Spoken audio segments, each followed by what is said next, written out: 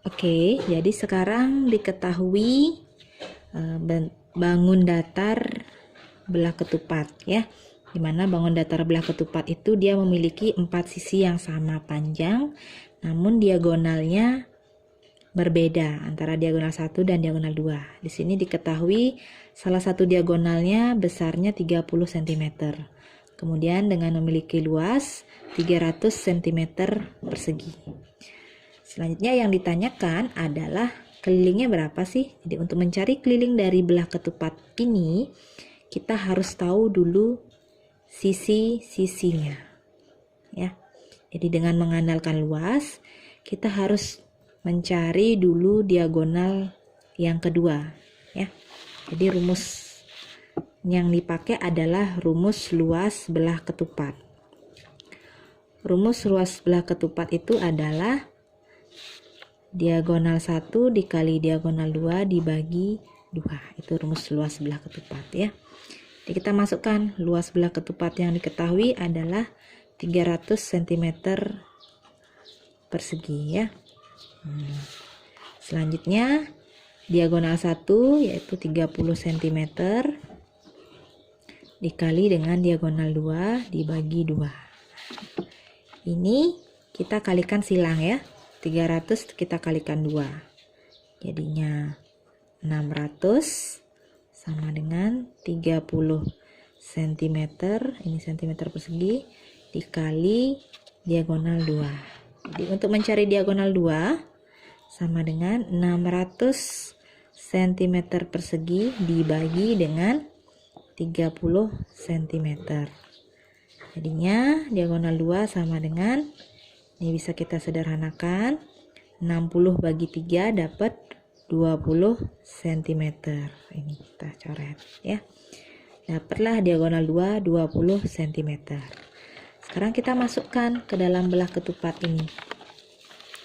Kita masukkan ke dalam belah ketupat berarti diagonal 1 30.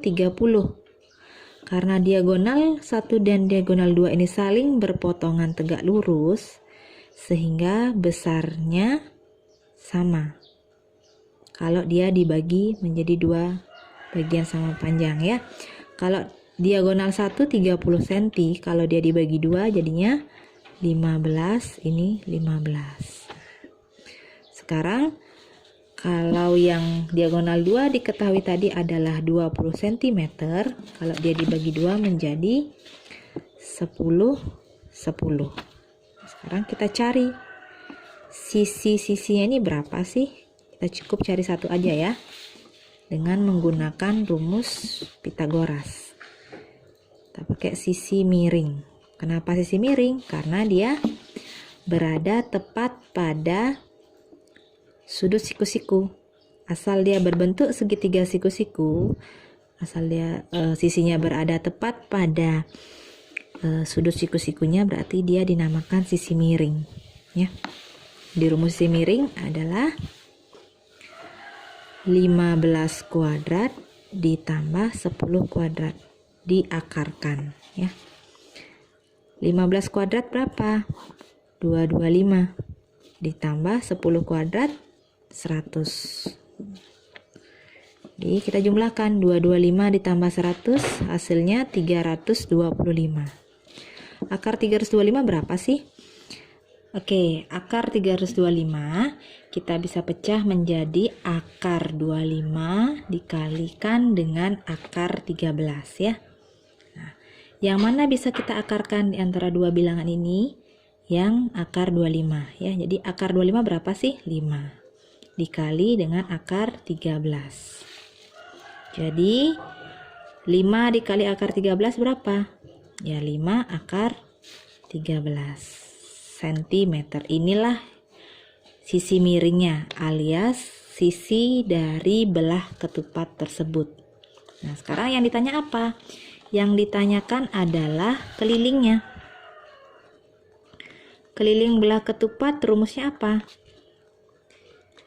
Jadi keliling belah ketupat kita bisa cari dengan cara jumlah seluruh sisinya. Jadi jumlah seluruh sisi. Sisi belah ketupat ada berapa sih? Sisi belah ketupat itu ada 4. 1, 2, 3, 4. Jadi kita jumlahkan seluruh sisinya. Dimana sisi-sisinya ini semuanya sama panjang.